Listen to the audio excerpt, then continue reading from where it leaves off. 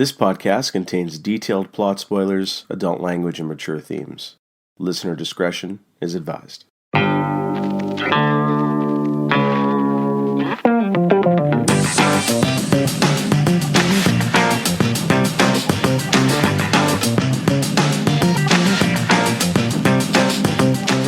to a podcast. Sorry, I got stuck at the thing there. A podcast of rare antiquities.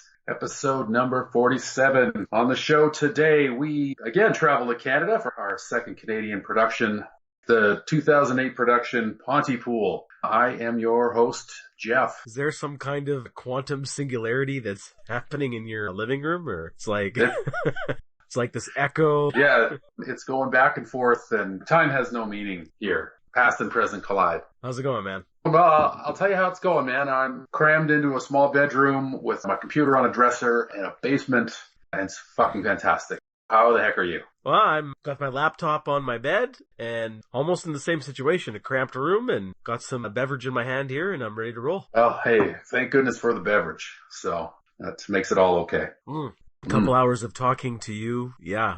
And I'm sure you need it as well. I need it. 100%. Yeah, so let's jump in. It's been a while since we've done the show, man. So it's good to be back for sure. So I'm going to assume you had never heard of this film before. No, not at all. And I was frankly surprised at the genre pick that you had. I think September at the time when you announced that this was what we were going to do. Yeah. So I guess that was appropriate based on the Halloween date, seasonal date. But I was shocked that this is something that you would have picked, but it was a pleasant surprise in that I'm not a big horror guy, but I do have a softness for the zombie genre for some reason. Why is that? So I wanted to ask you one thing. Did you search out this particular one because it was a zombie genre, or it was something another Canadian flick you were looking for in particular, or what led you to pick this particular? There is a podcast that I listen to, and occasionally, I know, I just listen to it so I can steal funny jokes. So every now and then he'll mention like a movie or something that he's seen, and the guy's a big horror movie buff. So most of the movies that he watches, I don't bother checking out, but he talked about this. He actually had a couple of neat picks, which I'm going to research out. But he said something about a zombie movie that takes place in a small Ontario town on the radio, and there's reports of this zombie horde keeps getting closer and closer. I'm like, that sounds really cool. It sounds like Maple Leaf fans. Yeah, it does sound like Maple Leaf fans, exactly. So that's where it came from. So I looked it up, and then like right after I'd heard that on the podcast, I just noticed it on my Amazon Prime, and I was like, oh, what a fortunate coincidence. So decided to work it in as my Halloween pick. Halloween being 6 weeks in the rearview mirror here, or maybe not quite that long, but that's okay. But this will be ready for Halloween 2028. The way we were going, oh yeah. Yeah, exactly. So yeah, that's where it came from. And I know we did Bon Cop, Bad Cop. I don't have a huge love for Canadian cinema. It's certainly not. I think we had this conversation during that episode, but a big budget film isn't really a thing here. I mean, Canada's kind of coming around in the television area, but film just hasn't really taken hold here. I mean, obviously proximity to Hollywood and many Hollywood films being filmed in Canada probably takes up all that talent pool, and the money's not there. So it's kind of neat to see something that's, for lack of a better term, a little bit more mainstream, but still has a little bit of Canadian flavor to it.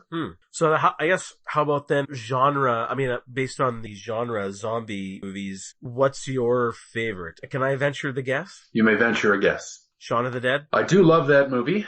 I think that is terrific. My favorite zombie movie, I don't know. I am a really big fan of Zack Snyder's Dawn of the Dead. I think that was kind of might have been the first big budget zombie movie that I had seen. First? Really? I think so. It might have been that. It might have been 28 Days Later, but I think they were kind of contemporary. They were in the same neighborhood as far as when they came out. So it might have been one of those. But yeah, I'd never seen Night of the Living Dead or the original Dawn of the Dead or any of that stuff. And I think the zombie genre craze kind of started in and around the Zack Snyder's Dawn of the Dead. And it might have been 28 Days Later that sort of kicked things off sort of into the mainstream. And it's still going. Yeah. For better. Well, there's still good yeah. stuff out there, and there's some garbage out there, and it's definitely, it's played out, but I don't know, man. There's something about zombies as an antagonist that you can really do a lot with in a movie. You get a smart filmmaker Like, there's some really good zombie movies out Yeah, there are a few. I mean, for myself, Dawn of the Dead is one of the ones I really love. I also love Night of the Living Dead. I'm also partial to Zombieland as there. well. Yeah, Zombieland. That's a fun one. But it's a bit of a different take. It's not really a zombie movie in a sense. It's about relationships and it's more of a comedy. But yes, outside of those, I'm not huge. There's another one I had some friends over and watched a few years back. There was another one it wasn't Romero, but it was an Italian movie. I think it was just called Zombie. Mm-hmm. And it was pretty fucking amazing. In that one, you actually see a stuntman dressed in full zombie gear and makeup take a bite out of a shark. Live shark. Holy shit. A live shark. Yeah. Wow. It was fucking awesome. One of the things that I get away with in places like Italy, for example, that's insane. Yeah. But that one was not just because of that scene, but very well filmed, and it was eerie and spooky and kind of right up what I like to see in a zombie movie. I do like 28 Days Later. That's also a good one. And I remember watching Zack Snyder's, what was it called? Dawn of the Dead. Dawn of the Dead, yeah. It was okay. It wasn't a bad movie. You could argue that's one of Zack Snyder's better movies, for sure. Mm-hmm. Yeah, I think it's one of his better films. Definitely. Films. I think he's unfairly maligned, but he's also fairly maligned as well. Like, I get it, but that's a topic for another. Wow, hey, we've done Zack Snyder films on the show before, so but that might be for another conversation. Yes. All right, why don't we jump into this frozen wasteland that is Pontypool? Sure, why don't you hit us up with plot summary? Let's do it. All right. Grant Mazzy is probably freezing his balls off. Maybe that's why he fires his agent on the way to work in the middle of a blizzard. Mazzy's a radio host in the small town of Pontypool, Ontario. That's Canada, for those of you who don't know. This is clearly a step down from the big time for Grant, one he's none too happy with. His crew, producer Sidney Breyer and technical assistant Laurel Ann Drummond, seem pleasant enough. Laurel Ann makes sure he has his morning whiskey, and Sidney, well, she brews the coffee and strokes his ego. As the trio settles in for what should be just another day in small town Ontario, news reports start coming in over the wire. Strange reports. First, a potential hostage scenario, then a riot downtown at the offices of one Dr. John Mendez. The station's traffic reporter, Ken Loney, who's on site at the riot, reports some strange goings-on. He reports that the building just explodes outward with people. And before you know it, armored vehicles and helicopters are on the scene, almost like they were already on their way. Eyewitnesses sporadically call in strange reports, like a family trapped in a car under a swarm of people and a herd of folks carrying around a missing cat poster. When they get Ken back on the air, he's taken refuge in a grain silo, and what he sees outside is unsettling, to say the least. A group of people are torn out of their van by the rioters, who drag the group to the ground in their mouths. Ken's freaked out, and just as it sounds like he's about to get attacked, a strange transmission takes over the airwaves and broadcasts a transmission in French. Unable to make out the message, Laurel Ann sets translating it, which Grant reads out over the air. Tells everyone to stay inside, avoid talking to small children, good advice. No terms of endearment, better advice. No rhetorical discourse, best of all. And whatever you do, don't use the English language. Oh, and do not translate this message. Oops. I may be open with that one next time. Reporter Ken calls back in. He's still in the grain silo when his attacker seems to be immobilized. You recognize him as a local kid, a teenage boy. His body is messed up and his hands have been severed, and he's murmuring in what sounds like a baby's voice calling for his mommy. Well, shit's just too weird for Mazzy now. It's time to GTFO, but an approaching herd of people and the violent blizzard force him to retreat back inside. Something strange is happening. The herd is repeating the shouts of Mazzy and Sidney, almost like a warped record player, and now they're trapped inside. Sidney and Laurel Ann are boiling some water, trying to relax in the eye of this storm, when Laurel Ann starts to act a little weird. She starts repeating the same phrase over and over again. Missing Mazzy, missing Mazzy. She's confused too, like her thoughts are getting twisted around in her head. The kettle whistles on the stove, but when Sidney takes it off the heat, the sound continues. Only it's not from the kettle. It's from Laurel Ann. She's repeating the sound, just as the herd outside had done. Now it's Dr. X Machina time. The basement window opens up and in crawls Dr. John Mendez. You remember the guy whose office had blown up in a mass of humanity earlier that morning. He introduces himself to Sidney, gets an earful of Laurel Ann's kettle whistle, and hustles Sidney into the sound booth with Grant.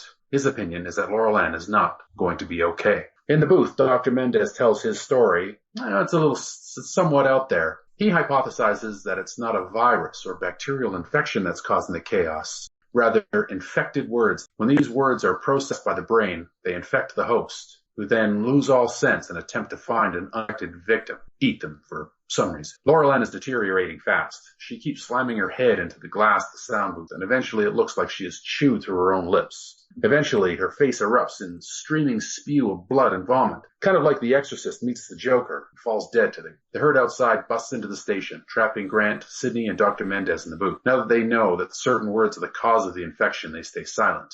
How to escape. They decide to loop a message and broadcast it over the loudspeaker outside, which lures the herd away, but Dr. Mendez starts exhibiting symptom infection, and they leave him behind. Grant and Sidney head for the kitchen, where they're attacked by a child who tries to eat their faces, but no problem. Stop. So it's all good. Unfortunately, the recording fails and "Oh Canada" blares over the speakers in the station, luring the herd back inside. Dr. Mendez, not fully under the thrall of the infection, leaps out of the small window he came in through and leads them away from the station, giving Grant and Sidney a few minutes. After some scotch, Sidney starts repeating the word "kill" over and over. She's infected. Grant is wondering, how do you kill your understanding of a word? How to completely transform it until it is unrecognizable in your head. Desperately, he repeats over and over to Sidney, "Kill is kiss, kill is kiss, kill is kiss," and manages to uncouple the word from its meaning in Sidney's mind, curing her. Of course, now they have to kiss, or I guess kill each other, whatever, one with the tongue, before Grant declares that it's time to save the world, baby. He jumps on the air one last time, try to get the word or words out, but how to repeat what he did with Sidney. They don't know which words are infected, so he starts babbling over the air in an effort to uncouple other words in people's minds. There's no way to know if it's working. Outside, all they can hear are gunshots and explosions, presumably the military gunning down the infected. They announce to the station to stop their broadcast, or else. But Grant, he has no intention of stopping. The ominous voice counts down in French from 10. Then an explosion, cut to black, the end. There is, to the best of my ability, a decoding of what went on in Pontypool. Harry, what are your initial thoughts? When I hear this summary and I pretend that's a pitch or a concept meeting, it's fascinating because it's radically different than what you would see. It's almost like, you've seen movies that have happened before where it's focused on the newsroom or in a newspaper and they're running news. It's a big hot topic item, a war breaking out, some political scandal, and it's all about the relationship and the politics that are happening in the newsroom. Here it's like you're seeing an apocalypse happen outside, and how is that translated into a small group of people who are just radio hosts? And how that plays out is, based on your synopsis, is extremely interesting and fascinating. Yeah, there's other things I'd like to talk about, but I don't want to blow my load right off the bat at the beginning, so we can save it for the detailed discussion. Yeah, well, I mean, when you blow your load right at the beginning, then you rest up and you can circle back around to blast another one off at the end. So do what you got to do, man. Well, maybe hold it in for now. No, I'll hold it in. All right, let's do a little trivia. So just some facts. So this movie premiered at the Toronto International Film Festival, September 2008, and then it sort of rolled out in limited releases after that in Toronto 2000. It did premiere at the South by Southwest Film Festival on March 14th, 2009 in the United States, and then continued rolling limited release. Do you want to take a guess as to what the lifetime domestic gross was for this film? 10 pesos. It was about 10 pesos, $3,865 was the domestic take in the United States. 300,000 or 3,000? 3,800. The total international gross was $32,118. I couldn't find the budget for this movie, but I hope they managed to make back their money. Obviously not a big budget production. So obviously not a very widely seen film. The film was directed by Bruce McDonald, Canadian director. He's done lots of TV, mostly Canadian stuff, including 17 episodes of Degrassi, The Next Generation. So that was kind of his bread and butter there for a couple of years. The writer, Tony Burgess. This screenplay is actually based on his own novel called Pontypool Changes Everything, which is the middle novel in the Pontypool trilogy. There's a trilogy. There's a trilogy of books. Yeah, well, the first is a collection of short stories, then this one, and then there's a third book, a novel afterwards. And they're not all the same storyline. They all kind of take place in small Ontario towns where. All about the zombie apocalypse. Not necessarily, no. No, different shit. Yeah. Okay. So why you'd say it's part of a trilogy, I don't know, but that's what the interwebs say. We have our cast. Georgina Riley as Laurel Ann Drummond, and she's still active. She does mostly Canadian stuff, television. She's still out there. We have Alianik as Dr. Mendez. He's originally from Sudan, but has actually a very long career as an actor. Mostly Canadian. He was in like a bunch of those like sort of cheap sci-fi series made in Canada, like when they did RoboCop, the TV show, Tech War, Kung Fu: The Legend Continues, stuff like that. So he's still around there. We have Lisa Houle as Sydney Brier. She doesn't have a lot of credits to her name, about 12 acting credits. She was in the non-fat yogurt episode of Seinfeld. Oh, really? Okay. Yeah. Was it the kid's mom? I think it was the kid's mom. I didn't actually go to confirm that's the character, but I'm pretty sure that's who she played, so I have to go back and check it out. And then most notably, Stephen McHattie as Grant Mazzy. It's a fake! If you know what I'm referring to. I don't remember that reference, no. No, you don't? Are you serious? I'm serious. I know what I know him from, but I don't know that quote. It's that Deep Space Nine episode. Oh, yeah. He was the Romulan. Yeah, he's the Romulan, in Deep Space Nine. Yeah, I did have him down as an episode of DS9, but I couldn't place the character. Oh, it's that one where in the pale moonlight. Oh, that's such a good episode. Yeah. But it's that funny gif. It's a fake. Yes, right. I mean, this dude's been everywhere. He was also in an episode of Star Trek Enterprise. Speaking of Zack Snyder, he was in Watchmen, episodes of The Outer Limits, X-Files, A Quantum Leap, and most notably, he's got that kind of voice, right? Most notably in 4 episodes of Seinfeld as Dr. Reston. Oh, yes. Who was Elaine's psychiatrist / boyfriend. That's right. Yeah, but he's still active. He has over 200 credits going all the way back to the 50s. 50s? And 1952. He's been around for sure and is still going. So it's kind of neat. I mean, obviously he's not like a big marquee actor, but he's a great character actor. Great character actor. Yeah. And you can tell he was certainly the strongest performer of the bunch here. He was pretty good. The others, I thought the others struggled a little bit. He's actually also married to the actress who played Sydney Brier there. They're married and have kids. I don't know. Maybe they met on an episode of Seinfeld way back in the 90s. Who knows? So you never know. Yeah.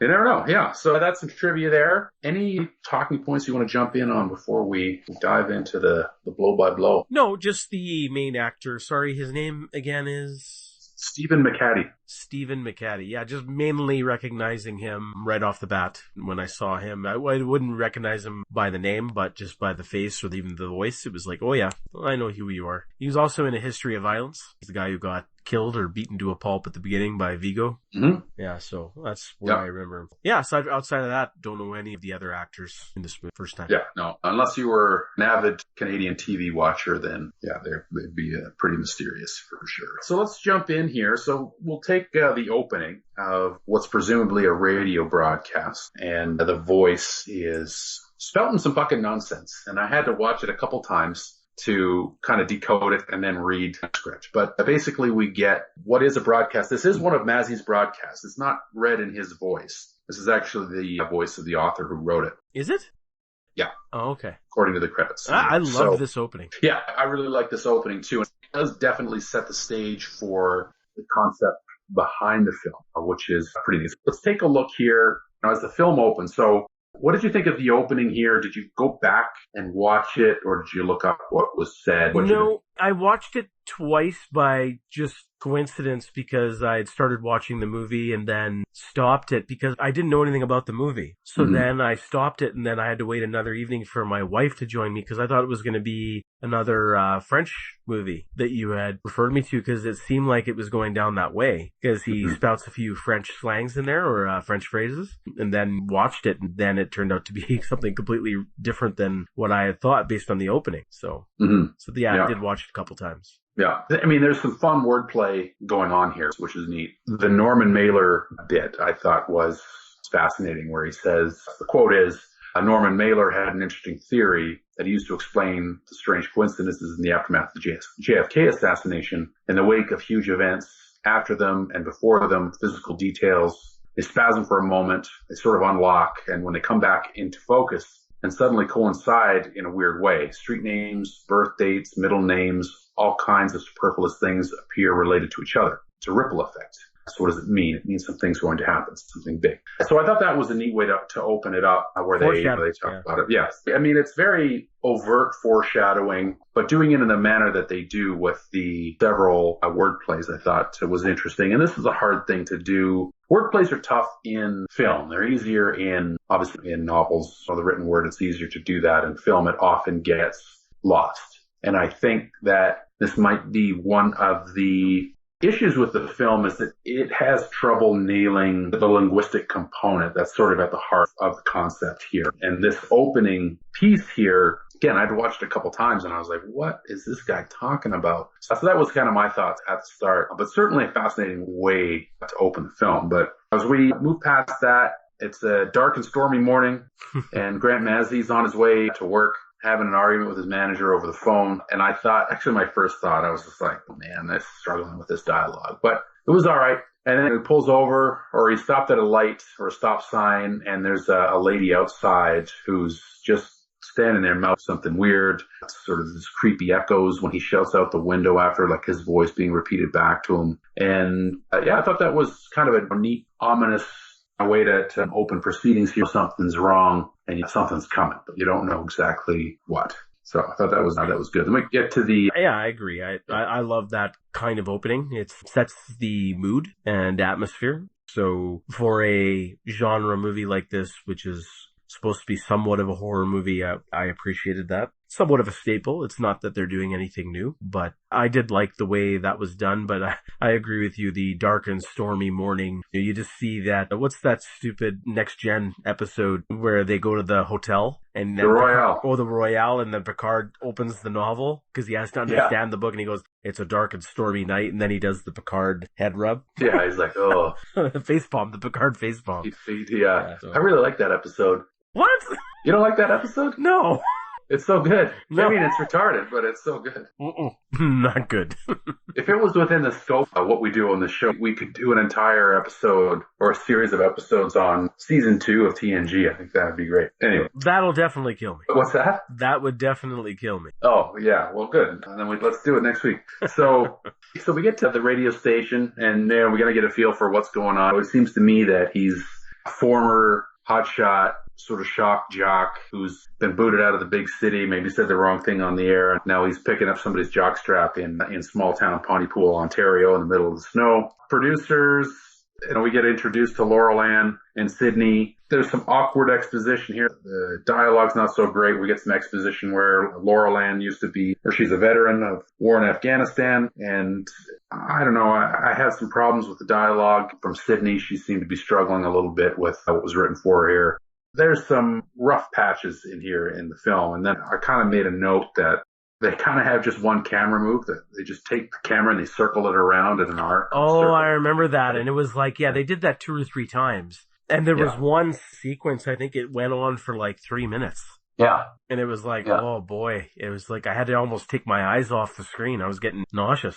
Yeah, I know. I was getting dizzy, and I don't mind that move. And I know that you have your limits when you've basically got in Star Trek parlance, a bottle episode going here. Everybody's sort of sitting in the same room the whole time, but boy, that started to get old quick, and we're not even like 10 minutes in here. No. And I agree. The beginning here, I appreciated it because it felt like they're introducing the characters and then showing like he wants to kind of do his own thing, but he's being controlled and micromanaged by the producer here. And it's his like first few days at the station here, right? That's the impression I get. That's the impression I get too, yeah.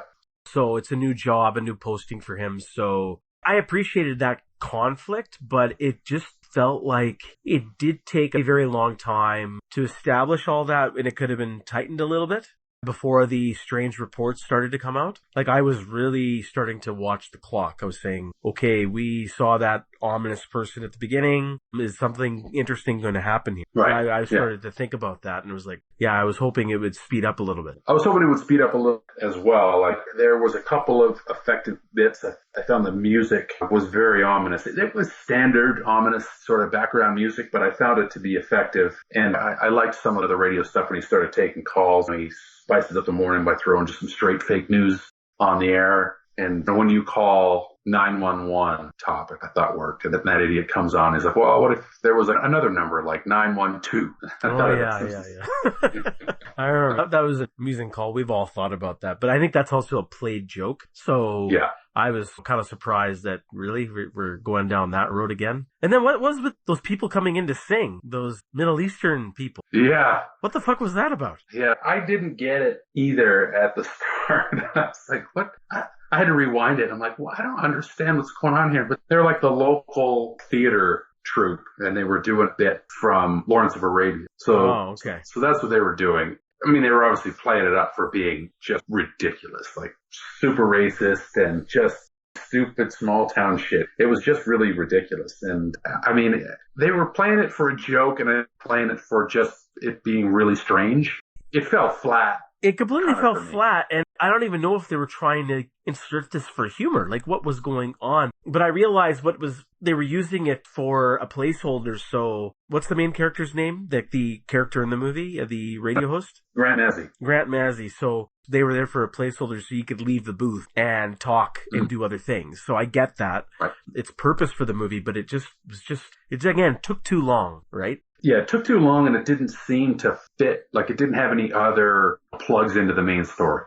It really took me out of it because I'm like, what is going on here? This doesn't make any sense. I did enjoy, it was almost chilling to watch him. It's not a new thing, but it's certainly become a lot more prevalent today where he's just saying fake shit on the air to rise up his audience. Oh yeah. But I mean, that's nothing new either. That's nothing new. And it's very timely for what the world is like today. So yeah, there's still some back and forth between him and the producer. He's taking calls, but then the weird stuff starts to happen. There's a hostage situation, a potential hostage situation. There's then the story about the doctor's office that their eye in the sky, their traffic guy comes in over I love this guy. Yeah, he's awesome. He was good. He was maybe my favorite character in the film. We never even see his face. Yeah, that's one of the interesting aspects of a movie like this is that through the medium of radio and audio, you meet other people. And I think there's a couple of other callers, if I'm not mistaken, and you don't hear them. That's one aspect I find fascinating about them that I didn't. Yeah, it's a really cool concept to introduce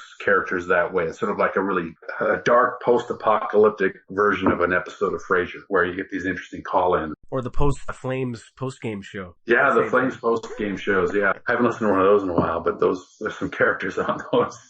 The craziest people in the world are people who just watched or listened to a sporting event on TV or the radio and then wants to call in and talk about it after he's had fucking 40 beers.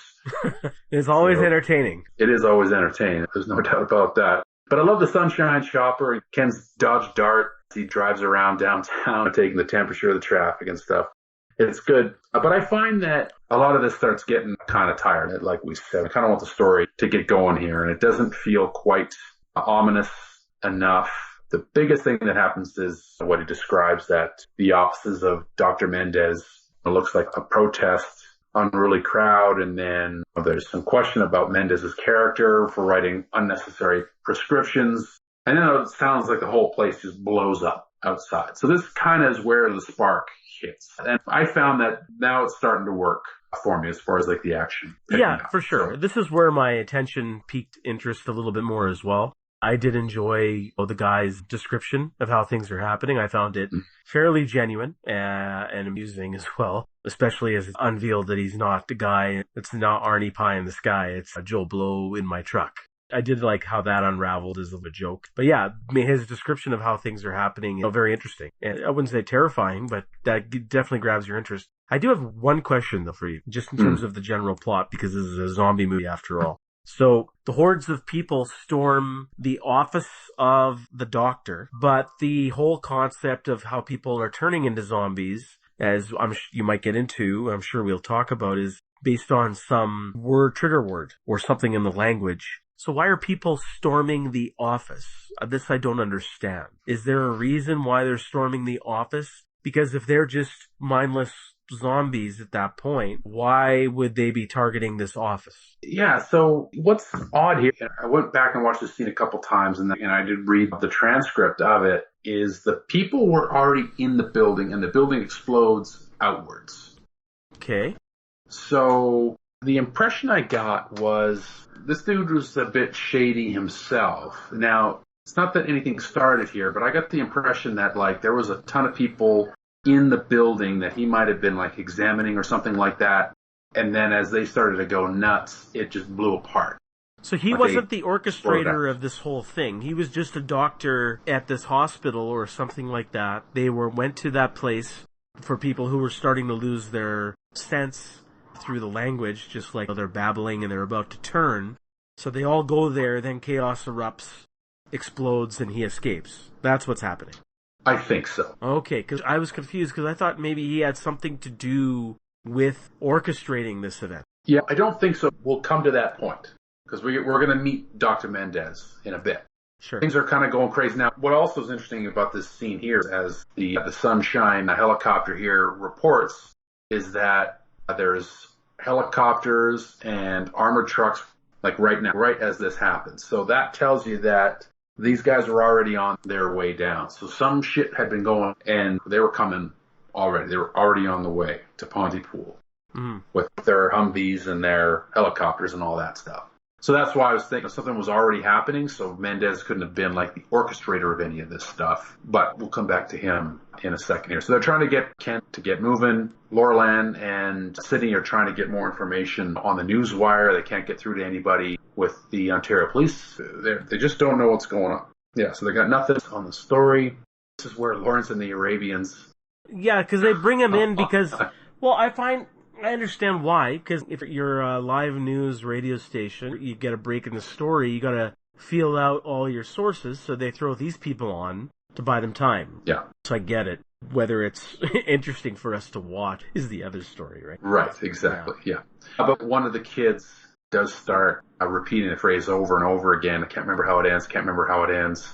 So there's another sort of little device that comes back later where there's other folks in the building. And then, so they go back on the radio, and this is where they start to get some more calls.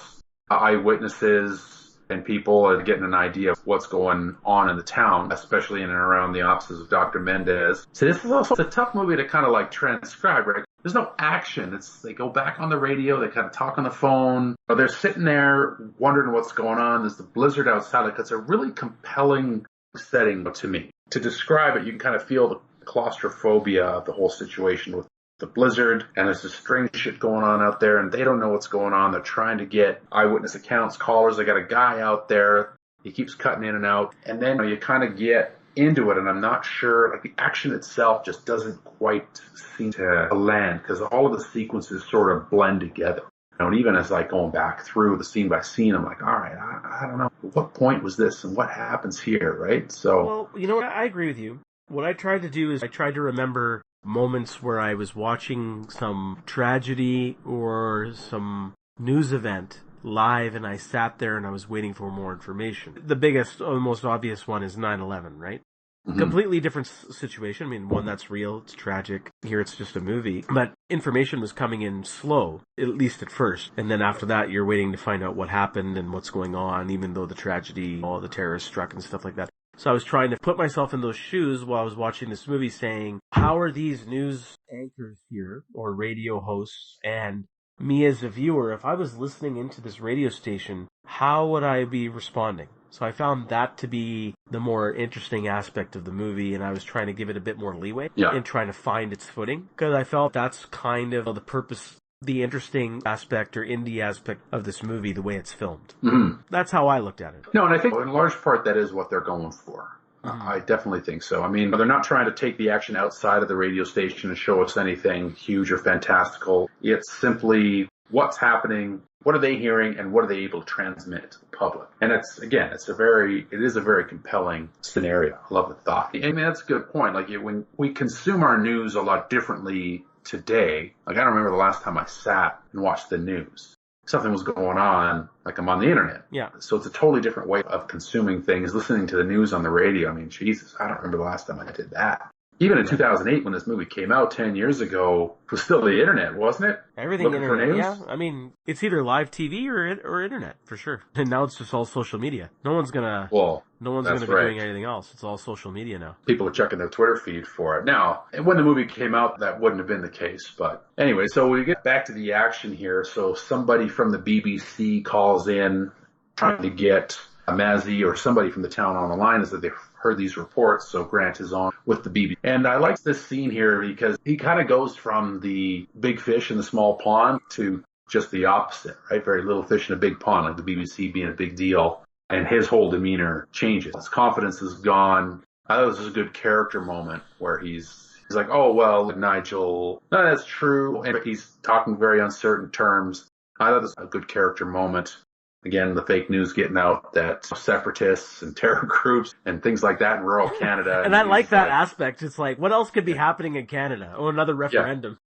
Well, yeah, rural Ontario. It's like, oh, separatists. It's like, no, yeah, I don't know. They're probably too drunk. No, that was a long time ago. But what else could be going on in Canada? Like, did the Canucks lose the Stanley Cup again? Another riot? That would be the only other explanation. Yeah. Like if the Toronto Maple Leafs went to the Stanley Cup final and lost, we'd have to get new maps done because Ontario would not be on that map anymore. Anyway, after BBC goes off, we get back to Ken, the eye in the sky, and he's definitely in a bad spot. This is where he's managed to make his way to a grain silo near the train tracks, and there's some crazy shit going on outside. He wants the police. There's no contact, and he starts to describe some pretty disturbing stuff. So he describes people like cannibals.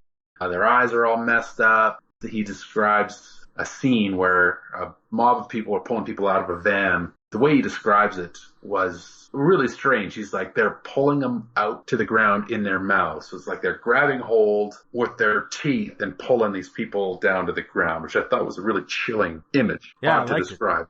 Yeah, I really liked it. Thought it was cool. So this is obviously where we get the idea that people, and they're pulling everybody apart. So obviously there's some zombie shit going on outside. Yeah, this is your first confirmation this is now a zombie movie. That's right.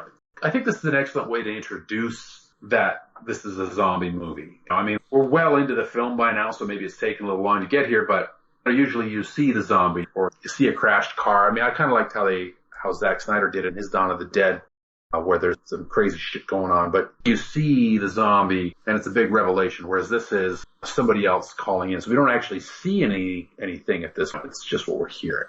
There isn't any ever question that what we're seeing isn't what's happening. The callers aren't unreliable. Ken's not an unreliable guy. We can believe that he's telling us what he's seeing. It's interesting that we all have to kind of like visualize it along with, the protagonists, the guys that were in there. That's pretty effective. You see the look on Grant's face and he's in total disbelief there. This is one of those scenes I think works really well.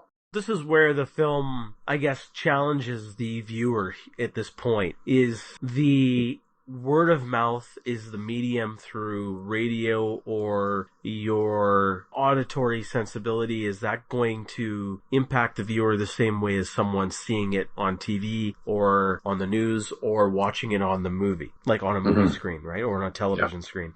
So this is where the unique aspect of this movie, and this is where it challenges the viewer in that way, and that's what I like about it, and I find it refreshing. But, I'm sure we'll get into it, is it entertaining as a zombie movie? But I don't really think that's what the director or the writers were aiming for anyways. Right. No, they're definitely not going for the standard zombiness, for sure. So Ken eventually cuts out here, and this is where the freaky French signal kind of cuts in, where their airwaves are taking over. We get this French broadcast.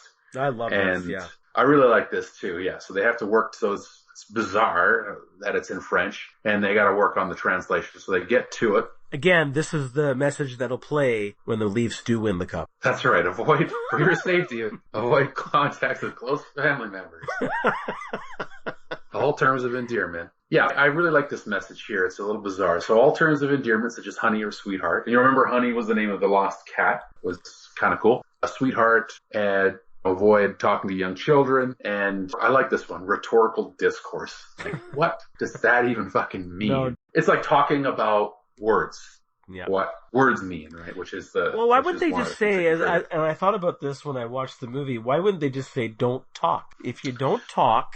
At this point, write your messages down. Why wouldn't that be an option? Well, I think the reason why is because they had some idea of what was going to go, right? Or what the problems were. And if you say, well, don't talk, then people are going to be like, well, why? But if there's like, here's the things you can't say, I don't know. I guess the reason is because this is a little bit more interesting, I suppose. Now, what I find interesting is why did the writer choose these items of language to be the things that spread or potentially spread the infection? So I guess let's go back. So the trigger words were honey and sweetheart only, or there were other words? all terms of endearment. All so terms like of honey, endearment. sweetheart, So baby, most people like are, all of that stuff. So most people are in relationships. That's the easiest, very common words that'll be spoken on a daily basis in a household. Yes. So Yeah. that would be your easy triggers. Yeah. Not suspicious, common everyday things. It's just like the 89 Joker, Jack Nicholson, using common household products. Fuck yeah. To fuck you up. Love that Joker. Love that Joker. So let's talk about this for a second here, because this is obviously at the heart of the film, heart of the story here. So why do you think that these were the choices that because they could have made it any words. Rhetorical discourse, terms of endearment, talking with young children, probably because like baby talk, and for greater safety, please avoid the English language. Like, why these things? So, again, I don't think that this movie's trying to, again, poke at, because it's Canadian film, the loss of the French language. Mm-hmm. I don't think there's any commentary there. I mean, there could be, but I don't believe that's the case. The only thing I could think of is just those were just the common names spewed every day for anyone in a relationship with anyone. That's how it'll spread like wildfire. Right, but lots of things could spread like wildfire, right? Like it could be, don't say the word the. Yeah, that was the first thing. Like I was going to name my kid the. I think I told you this before. Because then the kid could be anything. Flash, the best. The worst. The worst. Hey man, you could change it every day. That's the beauty of it. But I got vetoed. Now, that might have started a zombie apocalypse right there. Which is, if anything, Harry, that was going to change us all into mindless, slobbering beasts, concept of naming a child might have been the thing to do it. Your wife might have saved the world there. You can tell her that. Yeah, I'll mention it to her right after this. I loved at the end there, and for greater safety, please avoid the English language and do not translate this message. I'm like, why didn't they start with that one? Like, you open with that, don't you? Don't translate this message. Yeah, I would think so. Well, I think that's just an oopsie. A stupid oopsie, but I think that's an oopsie. Because it felt like an oopsie. It was kind of like when he said it, because as they're saying it, they're like, don't translate this message. Dun, dun, dun. We just translated it. Uh-oh. So what do you think? What's your interpretation? Why did they pick those words? Okay, I'm going to go backwards here, because there's the rhetorical discourse, first of all. So it's like talking about words, like talking about the meanings of words. So the first thing I think is because it's a writer who wrote it. Writers sometimes like to feel like really smart about words and shit, because nobody else cares about words but writers. So he's like, yeah, words are great, so I'm going to do this thing with words. And I think that was kind of where it came from. Now, it is still an interesting idea, because if you've ever tried to have a conversation with somebody about the meaning of words, if that person is halfway intelligent, that could be really interesting, but it still doesn't mean anything. It's kind of like when Bill Clinton in his hearings back in the day was like, well, it depends what your definition of the word is. It's like, what did you just say to me? I don't understand. It's fascinating, but meaningless at the same time. So I think that's kind of what he's got, is that there's meaning and total lack of meaning kind of coupled up together. And it's interesting. It doesn't play very well on the screen, but it's neat if you think that words are cool. That's the interesting aspect of this movie. Yeah. I think this is where the movie hangs its hat on thematically, and I think that's the interesting aspect of discussion. Yeah, certainly. And when it comes to the terms of endearment, I think he used that as an easy way of having words for something that's not a something. Like honey is honey, like if you like to, from bees, and it's also a term of endearment, like you call somebody not by their name, but by a pet name, if you will, or a term of endearment, like honey. Like, so you have sort of a word that doesn't mean what you're using it for. So the language is twisted. Same with sweetheart and like baby and all that stuff. It's like, what is the meaning of these words? What we use them for isn't what the words mean, and yet we make the words mean these other things that they aren't. So it kind of branches off in all these weird directions. And I think that the reason he did that is because you can kind of see it sort of splinter out. It becomes confusing when you try to wrap your head around it. And then the idea of the film is that it's almost like once these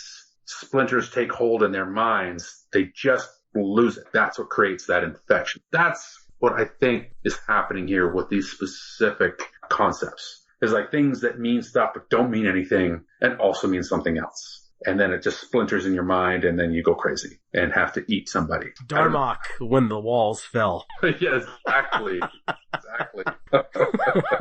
In fact, now that I think about it, I think the only person who could survive this apocalypse in this way would still be Captain Kirk. Sabotage So he probably would avoid it. I say sabotage. Yes. So I think he would still trump the rest of the human race anyways. Well, if he needed to talk a fucking computer to death, yeah, he's on it, man. He's on it. Fuck these trigger words. Watch what I can do. Shaka when the walls fell. As we move past the translation there, we get Ken back. And there's a zombie in his hiding spot trying to get at him, but this thing's acting really strange. He doesn't have any hands for some reason. And I love this scene. yeah, this is really creepy. Like his body's all broken up. According to Ken, his body's broken to pieces. Wrists are stumps. And the sound coming out of his mouth is just like a baby crying for its mother. And I was like, oh, God. Ugh. It's just a creepy. What did you think? Yeah, I loved it. This was the one aspect when we're talking about horror that I appreciated, right? Because there's not much of that here. I'm sure you'll get to the scene where the one girl turns, but these descriptions here are very effective, and I appreciated it. Again, going back to me trying to place myself, if I'm listening to a news broadcast and something tragic is happening and trying to place yourself in those positions or in those shoes, well, how would I react? But the way this is described, it lets your imagination run wild. And that's kind of the way of being effective. If there's one aspect of Hitchcock that's here, it's in this scene. Right? So, yeah. There's a good line here that's creepy. And Ken is saying it sounds like there's a child screaming inside his breath. I thought it was a really good line. Maybe a little overwritten, but still. Very effective. Very effective, yeah. It's creepy as shit. I can't recall. Did we hear something? I thought we heard something. I don't think we did. No, we must have because Grant heard it. Yeah, we did hear it. Yeah, I have a memory that we heard it, which was creepy too. Yeah, we did hear it. And that was Ken. That was creepy. So he's freaking out at this point. He's thinking this is a joke or somebody's pulling a stunt or something like that. He's on the radio and he's having trouble like figuring it out. They ask to go to a pre-tape thing so he can take a break. So he freaks the fuck out. He's like, I'm out of here. Tries to run out of the blizzard. And I gets out there. Again, had a little bit of trouble with Sydney's performance here. He gets out and she's like, don't leave me. I need you. And I'm like, well, okay. It seems like a bit of a leap here. And Laurel Ann's there. She turns into soldier mode. She says, we have an enemy, sir. And this is all played a little bit weird for me. But what was cool is like as they kind of heard whatever was out there repeating back like their screams or her screams, like, don't walk out on me, Grant, I need you. And it keeps echoing back. So that was kind of creepy. We still don't see anything. Yeah, that's awesome. Yeah, that was pretty cool.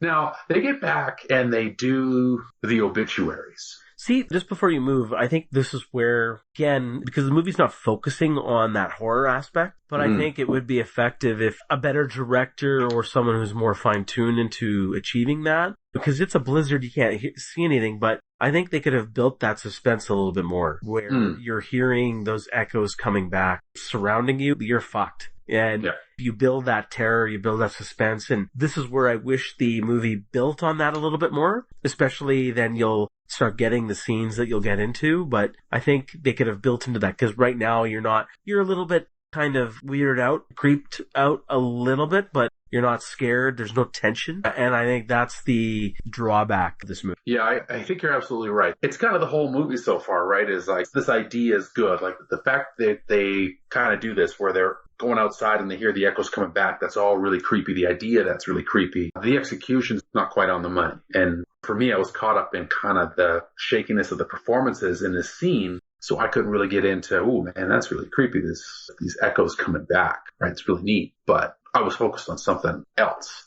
The scene wasn't shot to sort of heighten that tension, to heighten the claustrophobia. It was standard shots of the actors' faces and the lines were a little shaky. So it's a missed opportunity on something that probably would have been really neat. Like I want to see a remake of this movie with a reasonable budget and a bit of just a solid rewrite of the script. No, just this concept. I think that's just fascinating. But you don't see anything. It's almost like it's like a reverse Quiet Place. Have you seen A Quiet Place yet? Not yet. I don't want to spoil it for you, so it's almost like the reverse of that. A Quiet Place really effectively done. High budget, very well directed and acted, and a lot of tension, but with the focus on it being a horror movie. And it builds that tension very effectively. Here, I don't think it's focusing on the horror. The horror's the zombies just a backdrop to tell a story about this medium. Right. They don't lean into the horror elements as much as they probably could, because, I mean, this movie needs some of that tension. It needs that background tension, that atmosphere, that ambiance in order to make it interesting because we're in one room basically for the whole thing, right? It's got to be all in that atmosphere. It's not quite, it's there in certain scenes, right? They make it happen here and there, but this one kind of breaks. I think that breaking to, I don't know, I guess they kind of had to do it. It almost feels to me like it breaks. The tension's all in the sound booth. Like they're on the radio with the phones. That's where I feel like we're stuck. And when they get up from there, I'm like, oh, it felt like it broke the tension for me a little bit.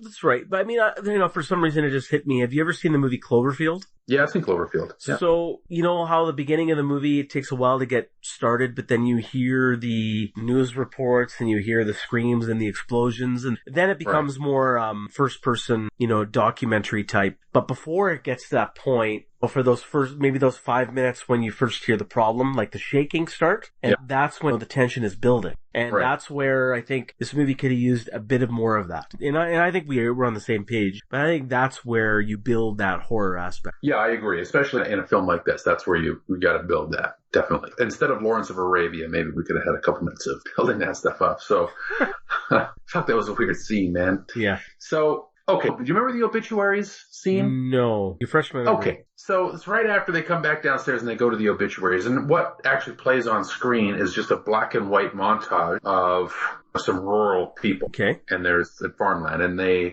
so he just reads off names. Gwendolyn Parker was taken from this life in her 45th year by her beloved husband Stanley, who left this world suddenly. So it was like every obituary was like a murder, suicide, murder, murder, murder, suicide, murder, suicide, murder, murder, suicide, which was really, really strange. Yeah, it was weird because now that I remember it, I thought that these, and it's stupid me, I thought these obituary readings were coming in as live updates, which can't be the case. So, but it felt like that's what was happening. But now that I'm thinking about the movie again, this was just him reading this shit, trying to make sense of parsing the information of what he just saw outside. Almost like saying, we're fucked, we're surrounded, we're stuck in this underground bunker / radio station in this building. What are we going to do? That's just the memory I have now. It's been 2 weeks since I've seen the movie, 2-3 weeks. So yeah, I'm just trying to remember. I had to go back because I was watching it. I mean, I didn't think it was like a live breaking news, but I didn't know what to make of it. And then I was just like, oh, wait a second. What the fuck is going on? I watched it again, and then I read it, and then I watched it again. And I can't find any deeper meaning of it except that it's all connected. Well, how is it? Okay, so we have the first lady who was killed by her husband, who then was murdered by family members, who then died at each other's hands. So these are deaths that occurred in the last few days as a result of this zombie outbreak. Well, it's hard to say because like what it's saying is like, okay, so this person died, this person who someone killed her, and then he was killed by these other people who were then killed by this person, and then this person killed that person, and he survived long enough to add 4 names to the list before losing his life as a result of an accident. So it makes sense. That's all. On and on. Well, sometimes it's like, so-and-so had caused the untimely passings of this person, this person, this person, this person, and they were survived. Yeah, it's like everyone was killed by somebody else. It was just bananas. So yeah, I guess it was a result of this, but didn't look like anybody was eaten. It was like they were strangled, or there was a car accident. Again, maybe the Leafs just won the cup. Okay, here's what would happen. So this takes place in Ontario. So if the Leafs had won the Stanley Cup, this would be happening outside of Ontario. And if they lost, this is what would be happening inside Ontario. So take your pick. Yeah, take your pick. Exactly. So it's in Ontario, so they lost, which means the world is okay. That'll be a crazy day when that happens again. So anyway, after the obituary, and I just didn't know the purpose of the obituary scene. Like, it was just weird. I think it's more just confirmation that these characters are realizing this shit's happening. Well, they don't know what's really going on outside. He's really confused, but now he's trying to put 2 and 2 together. Putting the information together. Well, I look at it. In Grant Massey's point of view. That could be. Yeah, that makes sense. I like that explanation, that he's starting to put it together. That makes sense. So we get back into the station here, and this is where fucking Dr. Mendez crawls in through a window. I mean, I know it's a small town and all, but I know sometimes you got to move the story along and conveniences happen, but this was a little goofy to me that Dr. Mendez jumps in. Why did he go to the radio station? It didn't sound like he went there because it's like, I got to pass the truth. It's just like where he ended up. Unless he knew this was the one radio station in town. It's a small town. I don't know. Yeah, but why did he go to the radio station? To get the truth out? I have no idea. But he didn't seem to want to get the truth out. He didn't know what the truth was. I agree. crawled into I agree. It's weird. Instead of running for his life, he stops here. I mean, I can see like, oh shit, I gotta take shelter. One thing is a blizzard. Two, there's crazy zombies. I gotta crawl in through a window. It was almost like this is the one he happened to pick. Well, at least his name isn't DJ. TJ. Or BJ, for that matter. I don't know. What are we even talking about here? And this is where Laurel Ann starts to get a little hinky. I like this, actually. I like how the insider, and you can tell because she starts repeating the word, and it's confusing her, or the phrase, like missing Mazzy, missing Mazzy, missing Mazzy. And I don't know if you've ever had this happen to you before, but this has happened to me plenty of times where for some reason, like a word stops sounding in your head like the word, and like it doesn't mean what it means. And I think that's what they were going for with this concept, is like all of a sudden that word is fucked up in your brain. Has that ever happened to you? I wouldn't say that. I'd say I have a lot of other problems in my brain. But... Well, yeah. That's fair. But no, I'll mispronounce words all the time. Mispronounce words, or I'll just say the wrong word in the wrong place, even though I know the word I should say in my brain, it'll come out wrong here and there. That happens. So I probably need to... Harry's a zombie, and you need to find him, and you need to shoot him in the face. He's lost all meaning. Yeah. Well, but we've all had sort of disassociations with words, with language. Whether it's you wanted to say one thing, it came out another way, you mispronounced something that you know how to pronounce, but it just came out wrong. Or the word, like as I said in my experience, like the word just sounds weird in my head, even though it's the same word. And again, like this is an interesting idea. I think that is kind of what they're going for here in scenes like this, but it's one of those that's hard to do in film. Like visually it's tough, but it's good. Like we're like, oh, like she's starting to go. And she hasn't had any contact with any zombies. Like, why is she starting to get fucked up? So they retreat to the sound booth here. And this is kind of like where we get, I guess, a bit of an explanation as to what's going on. And they're still trying to keep up the show. We've got Mendez on the show here. And Laurel Ann she's freaking out on the outside here. So this is the one true jump scare, I guess, in the movie that I recall. Yeah, sort of. Where she starts like banging her head against the glass. I jumped a little bit when like her face like exploded in a stream of vomit. That was like, ooh. That got me a little bit. It got me a little. It was a good scene. It was a good scene. But I think the first smash against the window was the jump scare for me. Yeah, it was unexpected. I mean, we hadn't seen any gore or anything like that to this point. So she kind of deteriorates. And also when she had like, it looked like she had chewed through her mouth. So it was just her teeth showing. Was kind of, yeah. Did they go that far? I couldn't recall. They did. Yeah, they did. But Mendez is trying to explain everything at this point, right? So it's starting to sort of coalesce a little bit. Now that I read it, it looks like it's starting to explain the murder-suicides a bit. So he's like, the victim suicides, as he says. So he says the victim suicides, but the victim needs a victim to suicide into. So it's like everybody needs to kill themselves, but they got to take somebody with them at the same time in order to try to excise this infection. And he's not really sure why. And that's an awesome concept. So that's a bit of a twist on zombie lore where zombies will just go eat or bite other people. But here it's kind of more unique and I love this aspect, how you just described it. And it's something that I didn't pick up when I watched the movie, but it makes sense based on the obituaries and what she's doing there. Is she wants to kill other people, or the victims need to kill other people before they can die themselves. That's really cool. Yeah, it's very interesting, and it's not something you normally see, right? Like you say, it's a very different concept, and sorry, we're just getting a visit from Vesper the cat here. It is a different take, for sure. It's a neat idea. So we get back to Ken, and unfortunately for Ken, it looks like things are getting worse. I mean, the immediate danger of this attacker is past, but we can't understand what's going on outside. He's kind of freaking out, and Ken sort of checks out, basically. He keeps repeating the same word over and over and over again. And he's gone. We'll say goodbye. Doorman in the Sunshine Shop for Ken. So I have a question for you. All right. So we had the girl's name, or the woman's name, Laurel Ann. And now... A-N-N. Okay, Laurel Ann. And then now Ken. Did they kind of give it a hint to what their trigger words were? Okay, so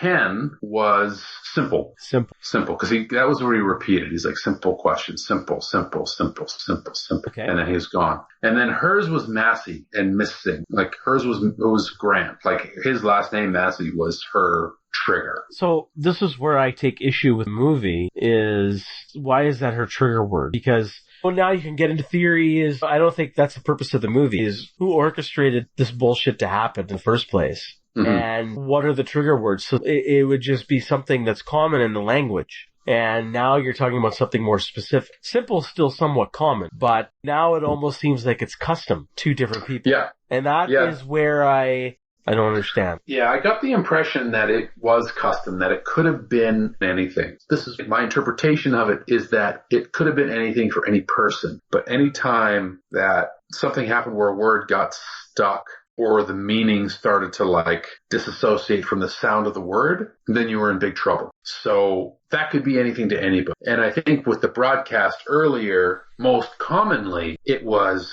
these things. Because it was easier to disassociate the word from the meaning. Like that's when it happens for most people, but it could happen to any word for any person. It just took like just a little bit, like a bite where, oh, that was the word that got stuck in your head and you couldn't get it out and now you're screwed. I hear what you're saying. It makes sense based on how it's portrayed from a logistics standpoint, whoever orchestrated this. Well, if anybody did indeed orchestrate it, or if it was just something that happened naturally. Naturally, right? Yeah, maybe. Well, I guess if someone wanted to orchestrate it, they should use the word fuck or shit. Get everybody in a day. Yeah, it would exactly be over. Like, unless you're a Mormon, you're dead. Yeah, Thanos, you don't need to snap your finger. Just orchestrate this and the trigger word's fuck or shit. You're done. That's right. Anybody who have Tourette's, you're done. Dead. Yeah, the only person left would be Steve Rogers. That'd be it. Steve Rogers. And all the Mormons. Nothing against Mormons. Yeah. Now that would be an Avenger team. Curse. That's an Avenger team right there. Steve Rogers. Steve Rogers and the Mormon Avengers. Thanos is fucked. Well, they don't drink or smoke or do drugs or drink coffee, so they're focused as shit. Yeah, that's true. And they're coming for you. Gosh darn it. So after we sign off, I like this little scene here. So after they lose Ken, Grant is like, oh, I'm really sorry. He was a friend of yours, wasn't he? She's just like, nah, Ken was a pedophile. That was a great line. That was so good. And then she's like, oh, he wasn't really a pedophile. We never let our kids go anywhere near him. I don't know why they threw that in there, but it was a pretty good laugh. I mean, it's dark, but it was funny. It was funny. Like, I guess they needed something. You know what? They did need something there. You always need something to lighten the load, but it was an odd way to do it. But anyway, so we get the conversation with the doctor, and he doesn't really know what's going on, but he's trying to like piece it together. It's not in the blood, it's not in the air, and it's just in the words. And it's like, it's not all words, not all speaking, but some words are infected, spreads out. He doesn't really know, but he's trying to figure it out here. I felt like there was such a missed opportunity here because it's such an interesting idea. This is where they try to crystallize it for us. This is the exposition scene for what's going on. And it doesn't hit for me. It doesn't land. It was neat. It just didn't. I was like, I wanted more. It reminded me, remember when we did Wes Craven's New Nightmare? And it's like created this demon by writing about this demon and it tried to come into the real world. Right. This felt sort of the same way. It's like this infection, whatever this thing was, sort of sprang out. The line in the movie is that it could have sprung spontaneously out of a perception and found its way into language. And it could leap into reality itself. I was like, yeah, that's really neat. Well, but then you explore that concept. Right, exactly. Right? Yeah. Here it's just someone just saying it, and it's like, well, yeah, shit happens. Yeah, yeah, exactly. Yeah, but that's exactly what it is. It's like, okay, that's the explanation. All right, it's fine. It just doesn't hit. And then that was kind of shit. But then they're talking about it. They decide to go silent. Sydney calls her kids. She's using all the terms of endearment here. Yeah. She's saying honey and sweetie and all this stuff. I'm like, oh man, Jesus Christ, lady, did you not listen to the transmission before? Don't do any of that. But here she is doing it, talking to her kids. And then the doctor, you can see him starting to go. So again, the trigger word, but as we talked about, it could be anything. Him just getting lost in thought. So I feel like still there's a bit of that inconsistency where we're talking about it's a trigger word versus it's just something that starts in your brain and just keeps going. Because you just said the mother uses the words honey and sweetie, and that's probably what starts to get her. Well, maybe, but her word isn't that though, right? Her word is kiss later. Yeah. And it's only all in English for some reason. Yeah, I'm not going to poke fun of English language here. I know they talk about French and English here very briefly, but it's not a focus. Well, yeah, no, you're right. It's not. I had some thoughts there, but you're right. It's not really a focus. But they do say it's only the English that's effective. Well, maybe the guy who orchestrated this if it is an orchestration, he can't speak it. It's Emmanuel Macron is who it is. Who orchestrated it. It's Dr. Claw. There it is, Dr. Claw. What is interesting, here is something that is interesting though, and unfortunately it's not here, and they should have put it in here because it would have been great, is like, in order to get a word into the English language, You just have to say it a lot. And then the next edition of Webster's Dictionary is going to have all these words in it that just sprang up out of nowhere. You know what I mean? Like meme or podcast or selfie or shit like that. Like those are words in a dictionary now that you would go to a dictionary and look up the definition for. And English has always been that way. It's just like, okay, this is a word now because people say it and there's a definition for it. And English takes words from other languages too, like French and German and Russian or Spanish. Like it just takes words. And if it's like, we don't have a meaning for it, we just take the word. And like pajama, it's like a Persian word. Yeah, we didn't make our own word for it. We just took that one and used it. You know what I mean? Or like restaurant. It's like, the French got the word for it. We'll just take that word. And then it becomes part of the English language. French, on the other hand, in the French dictionary, like it's got to go through like this committee and they got to vote on it. And usually they don't let words into French. Like they're really protectionist about it. They still don't have a committee where we decide what gets into Webster's Dictionary? I thought there's still a committee. Yeah, they just no, but if it's like actually a word that people use, it goes in. The people who write the dictionary decide, but everything gets in. It's not like Wikipedia, man. Come on. There are publishers, but they don't exclude words. If it's like, okay, this is a word that people use and it has a meaning, it gets in. Like that's how English has always been. So did Homer make Webster's like they predicted in The Simpsons? I believe Homer isn't. Yeah, I'm pretty sure Homer's in the dictionary. Are you serious? I think so. No way. Well, I don't know, man. You can go look it up. But what I mean is like that is the nature and structure of the English language is that it is an amalgam of all the languages. That's just how it's always worked. Centuries. That's how it's always been. That's partly why it's so easy and so difficult to learn is because like but they're all kind of floating. Yeah, French isn't like that. Doesn't matter to me. I'm teaching my kids Klingon. You might need to know that yourself first before you teach it. I'm not an expert in Klingon, but that'd be hilarious. They're just running around. They're like rolling their eyes. Fuckers don't know how to say a plot when they walk in their room. One of their rooms is like, hello. Like, stab them with a bat left. They'll only do that when you visit. Like, how dare you dishonor me? Or whatever that is in Klingon. The greatest they're only like 5, right? So yeah. That padlet's probably pretty heavy right now, but I'll be washing my back pretty soon. So they're pretty violent. So yeah, well, I can understand that. Like how many late night Halo sessions that they had to like have burned into their retinas. Like Harry's teabagging some 13-year-old in Halo there. Fucking blew his balls off. Like, yeah, I've shown them too much Witcher 3. Yeah, that's a good game to show your small children for sure. It's like I'm gonna chop this witch's 4th tit off. Watch. Yeah, there's been some close calls there. It's like, close your eyes! I love these little interludes that we like to work into the show every now and then. Witcher 3. It's a good game though. Anyway, where were we? We were talking about French and English. No, but I think that is a real thing though. Like, take my word for it. French doesn't adopt new words, where English adopts new words. And you could see, if you were to extrapolate that out, in the context of this movie, you could expect English because it just brings everything in, right? Like, English doesn't wear a condom, is what I'm saying. I'm sure tabernacle was not part of the original French dictionary. Yet here we are. It sounds like a French word, though, doesn't it? No, but it is. But I don't know if it's in the dictionary, but it might be. But I doubt that they were screaming it to the heavens in 1800. But I don't know what that word means. A bigger fuck, don't you remember? Oh, yeah, that was from Bon Cop, Bad Cop, wasn't it? That's right. Okay. It might not be. Anyways, okay, so the doctor starts freaking out. Grant and Sydney are trying to speak some French so that they don't get infected. They leave the doctor in the sound booth there, and they go off. They put on the recording on the intercom outside to try to lure away the horde, which is now broken in. So we get a little bit of zombie stuff going on here, but they managed to lure them outside. But before you continue, this was the disappointing parts. They get in. All of a sudden, they're just walking in. I mean, I'm not asking for the standard zombie invasion of a building where the hands are breaking plywood and yada, yada, yada, and so on. But all of a sudden, they were just there, and it was just like, okay, I'll just lock ourselves in the booth. And yeah, it's a clever way of using the intercom to make a noise or whatever they did to get him back out. But it left me really wanting something. Yeah, it wasn't great. That's definitely true. I will agree with you there. Now, they go to the kitchen. Actually, I like this scene when they go to the kitchen and the kid from the Lawrence of Arabia singers earlier is sitting there, like kind of off to the side. You don't really, like, she's right there, but you're not really looking at it, but it's right there. And then you notice, like, oh shit. And then it comes out and attacks them. And they just murder, death, kill that poor creature. They just fuck him up.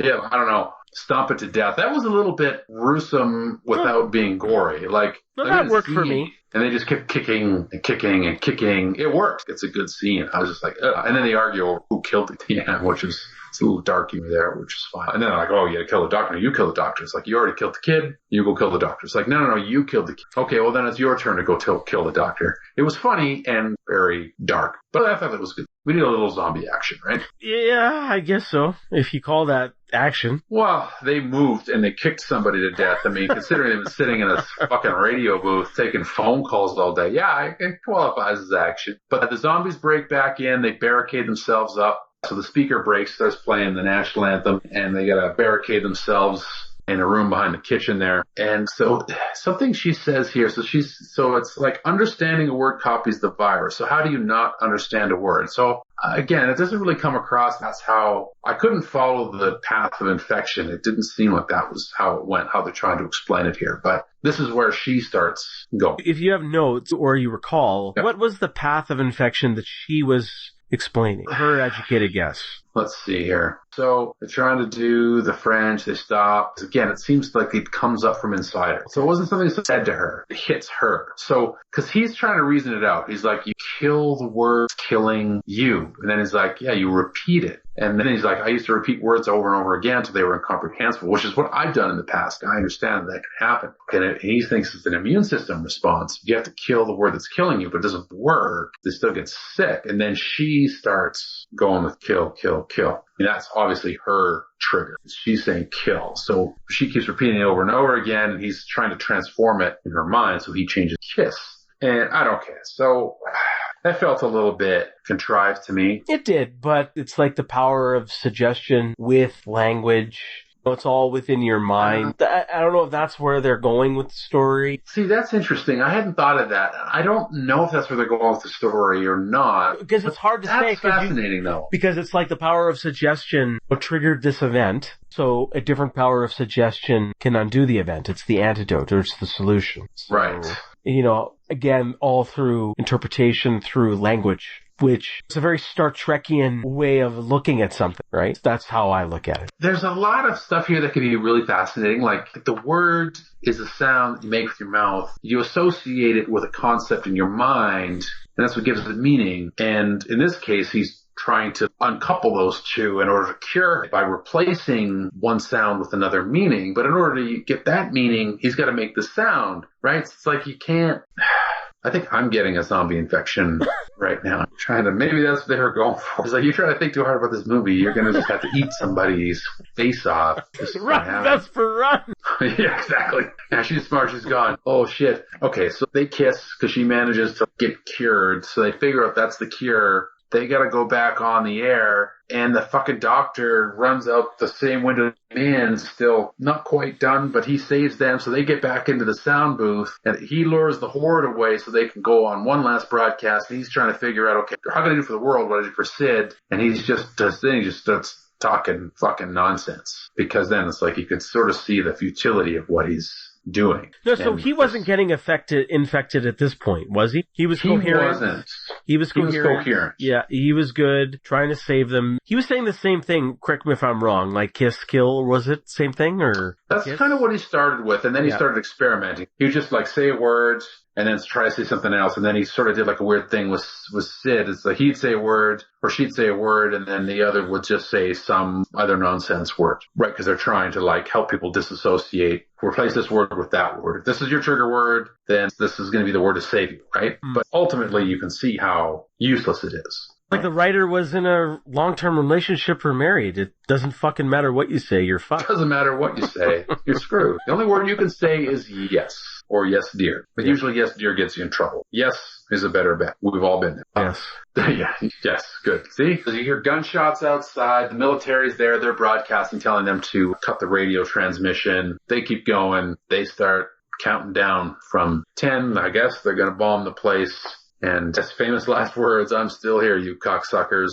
And with that, presumably the station explodes from some bomb, and that's the end. Yeah. Too bad he should have yelled right at the end. It's a fake. It's a fake, you cocksuckers! Yeah. That's what he should have said. That's what he should have said, exactly. We'll call him in for the director's cut. They can do that. Or when they do the big budget remake. Yeah, the sci-fi remake. That's Garrick who dropped the bomb on the radio station. That'd be great. So that's Pontypool. That was extremely difficult to discuss. But, all right, so let's talk about a couple things. So we have a movie about language and the meaning of words wrapped up in what could have been a zombie thriller, I suppose. So how does that all fit together for you? Was that even a good idea to try to do all that? I think it was a great idea. I mean, this is an indie movie. They're trying to do something radically different. You mentioned it went to a Toronto International Film Festival. So he's trying to be artistic about a twist on how our language could impact something of a tragic nature, which would be an apocalyptic event. So I found that somewhat interesting and fascinating. But in the end, this felt more like a Star Trek The Next Generation episode and not as good as the Darmok episode, where you're analyzing or you're looking at a language, trying to combine and trying to understand and have some similarity where, two groups of different people can come together, find some common ground. Here, it's just like you're trying to grasp at straws and see how language can impact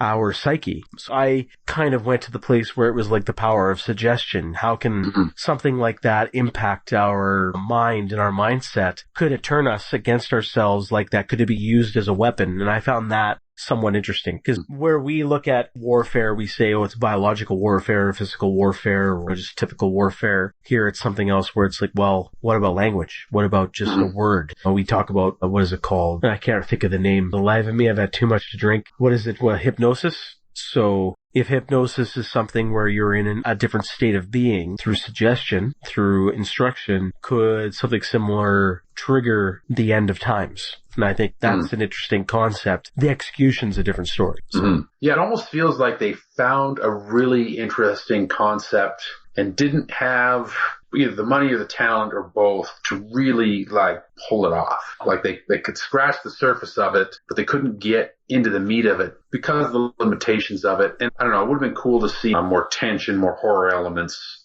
here to bring it home, to use a cliche. Well, it's right in between that. You want it to be horror, or do you want it to be about how language can trigger such an event? And it's a news story, and it's not picking. Right, it's not picking one, and I think it's trying to do multiple layers, but it doesn't quite. The layers, if you're going to layer a movie up, they all really need to lock together very well. And in theory, they should, because it's a radio station, which means they're talking, which means that language, you can tie that in with all you've got is the language because it's a radio. It's not TV. It's not the internet. So all you have is the sound over the air. Man, there's a ton of things that you could layer in here, and that just, you got to make choices at the end of the day. You can't do everything. It's almost like they started to peel the onion and oh shit, there's a lot here. We can't do all of it. Where do you stop? But you don't want to let the really interesting threads go. So it was almost like they went down and took a sample of all of the layers that were there without actually exploring really deeply any of them all that well, right? So it was more breadth and not as much depth.